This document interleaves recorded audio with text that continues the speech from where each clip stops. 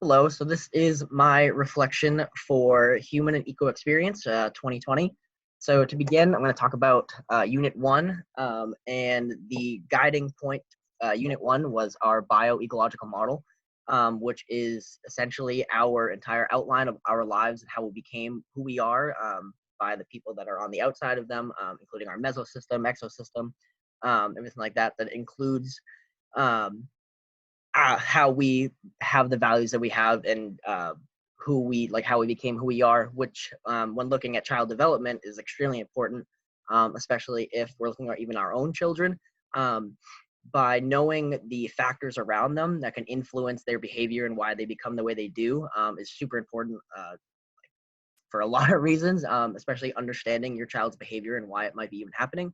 Or if it's you're working with a child that's not your own, you have the ability to know what factors are causing the child to behave a certain way or why they do certain actions and things like that.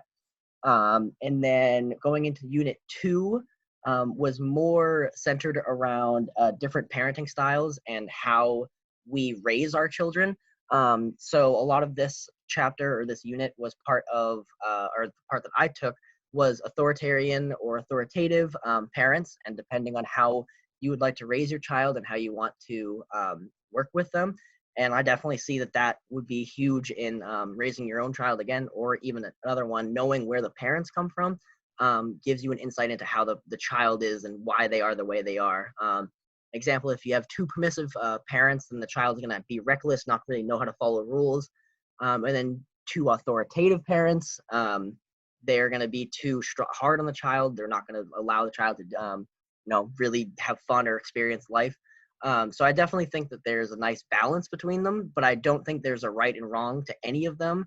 But it all depends on like the parenting style of them, and then also the child themselves and how they work with the whole dynamic. And then finally, from Unit 3, I would say the largest part was horizontal identities, and I definitely learned a lot more than I was expecting anyway. Going into this by reading chapters from Far from the Tree or Why Are All the Black Kids Sitting at the Table. um, it it kind of opened my eyes to that.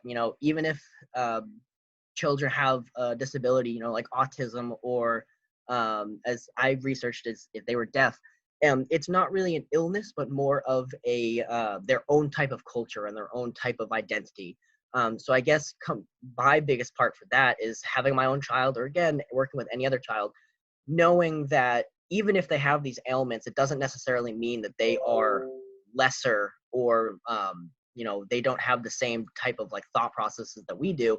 It's just they're not thought of in the same way. I definitely would say my biggest eye-opening part was the deaf culture and understanding that these people don't look at it as though they have an ailment that they can't hear. It looks as though they can actually do other things besides that. They have their own part of their lives that we aren't a part of, and that to them makes them feel included.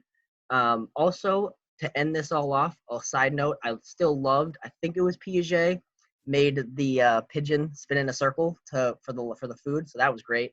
But overall, I really enjoyed this class, and I wanted to thank you, Audrey. So thanks. I don't know how else to end this.